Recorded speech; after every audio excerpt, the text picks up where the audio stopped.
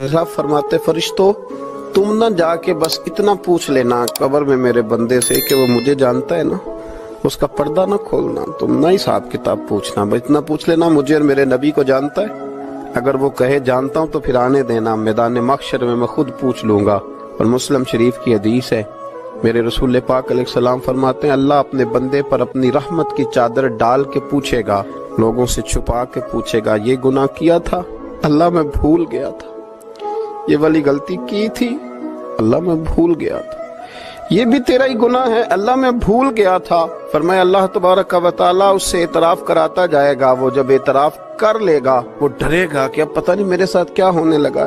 तो हुजूर फरमाते हैं रब फरमाएगा दुनिया में मैंने तेरी पर्दा पोशी की थी, जा आज मैंने तेरे गुनाहों को माफ कर दिया। तो याद रखें कि सुबह क़यामत भी अल्लाह तबारक व तआला की बारगाह अपने बंदों पर फजल फरमाएगी, रहमत फरमाएगी।